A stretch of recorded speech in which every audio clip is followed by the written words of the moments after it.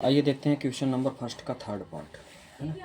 जो ये third part दिया हुआ है, ये पहला लिखा हुआ है 3x प्लस 5y प्लस 4। तो सबसे पहले इसको हम स्टैंडर्ड फॉर्म में चेंज करेंगे। स्टैंडर्ड फॉर्म मेरी क्या होती है, ax plus by plus c is equal to 0। पहले इस फॉर्म में हम चेंज करेंगे, फिर इसको सॉल्व करेंगे। तो इसको यदि मैं इस फॉर्म में चेंज करता हूँ तो ये हो जाएगा 3x minus 5y equal to 4। ये हो जाएगी मेरा इक्वेशन फर्स्ट, है ना। सेकंड के लिए चलते हैं, तो सेकंड में क्या हो जाएगा 9x minus 2y equal to 7। इसको हम दे देंगे इक्वेशन सेकंड, ठीक है। अब हम इसमें सबसे पहले एलिमिनेशन मेथड लगाएंगे। तो एलिमिनेशन मेथड मेरी क्या कहती है, एलिमिनेशन मेथड मेरी कहती है कि कोई एक पद को हम एलिमिनेट करें, है ना। एलिमिनेट करने के लिए क्या करेंगे, यदि हम ऊपर इक्वेशन फर्स्ट में ओनली 3 का मल्टीप्लाई कर दें, ठीक है, तो multiply by 3 multiply into 3 in equation first. यदि हम इक्वेशन फर्स्ट में 3 का मल्टीप्लाई कर दें तो क्या मिलेगा, यहाँ मिल जाएगा मुझे 9x minus 15y is equal to 12, ठीक है। और नीचे वाला इक्वेशन हम सीधे, जो सेकंड इक्वेशन है उसको हम क्या करेंगे, सीधे उतार देंगे। तो ये मेरा हो गया, ठीक है। हम इसको क्या करेंगे, आगे दोनों को आपस में क्या करेंगे, सब्ट्रैक्ट कर देंगे, घटाएंगे, साइन आपस में चेंज हो जाते हैं। ये हो गया, कट गया। यहाँ से मुझे क्या मिला, यहाँ से मुझे मिल गया 13y और इक्वल टू, चूँकि ये क्या है माइनस मिलेगा क्योंकि 15 बड़ा है। आगे क्या मिलेगा मुझे, तो यहाँ से मैं पा जाऊँगा, प्राप्त हो जाएगा मुझे 5, क्योंकि 7 में 12 घटाऊँगा और 12 मेरा क्या है, बड़ा है, ठीक है। इसलिए बिगर वैल्यू की जो साइन रहती है वही साइन मेरी नीचे आ जाती है। आगे चलते हैं।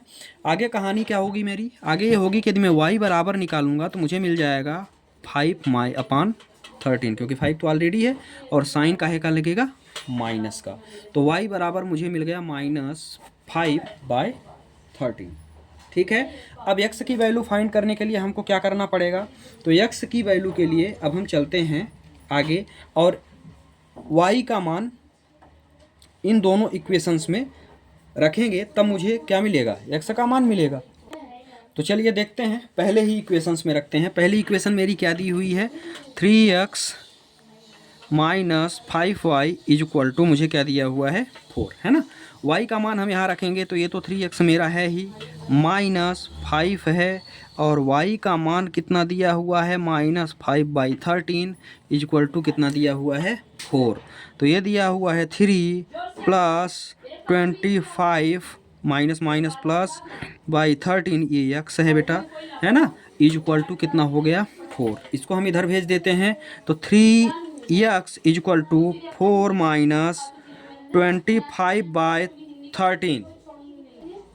अब आगे देखिए, तो आगे क्या करेंगे, ये 3x तो मेरा रहेगा ही और यहाँ क्या है, यहाँ 1 है, इसका एलसीएम लेंगे तो मुझे कितना मिल जाएगा, 13 मिल जाएगा, है ना। एलसीएम मुझे कितना मिल जाएगा, 13 का इधर करेंगे तो ये आएगा 52 माइनस 25, है ना, क्योंकि 13 1 जा 13, तो ये आ गया। अब इसको हम आगे यहीं पे सॉल्व कर रहे हैं।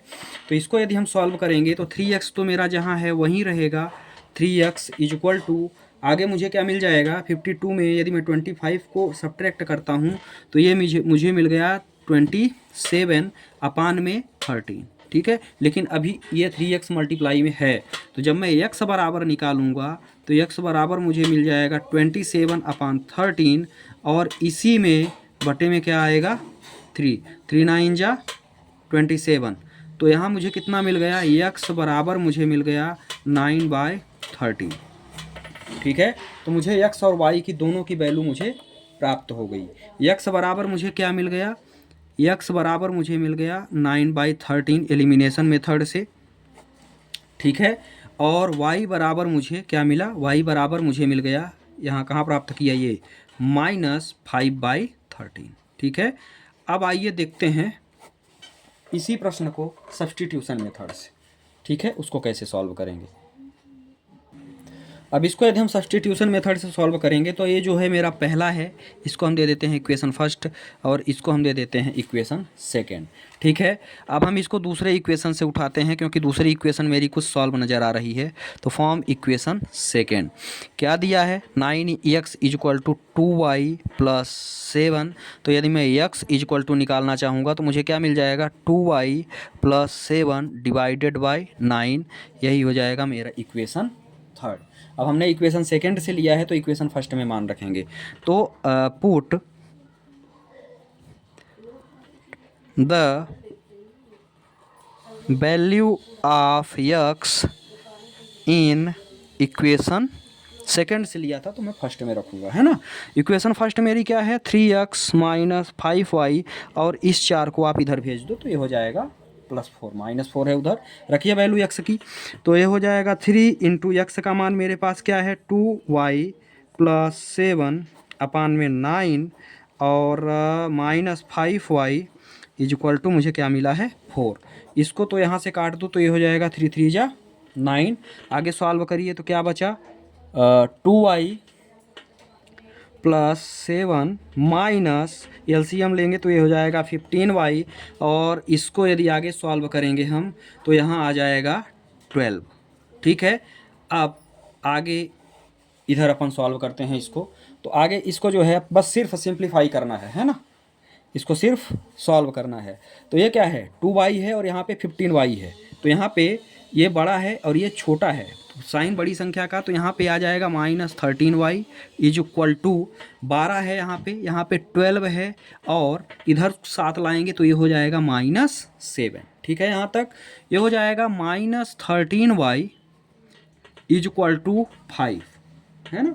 तो y बराबर मुझे क्या मिल जाएगा, y बराबर मुझे मिल जाएगा 5 अपान -13। तो हम इसको ऐसे लिख देंगे -5 अपान 13। ठीक है, अब हमको वैल्यू काहे की चाहिए, x की। x की वैल्यू के लिए हमको क्या करना होगा, किसी एक इक्वेशन में हम रखेंगे तब तो मुझे x की वैल्यू मिलेगी, है ना। तो आइए देखते हैं x के लिए हम क्या करते हैं। 9x इसी में, y की वैल्यू हम इसी इक्वेशंस में सेकंड में रख के निकालते हैं। तो put value of y in equation second, क्या दिया हुआ है, 9x है ना। 9x इज इक्वल टू जैसा दिया हुआ है वैसे ही रखेंगे, है ना। 2 इंटू -5/13, आगे क्या दिया हुआ है, आगे दिया हुआ है +7। ठीक है, अब आगे देखिए क्या कर सकते हैं इसमें।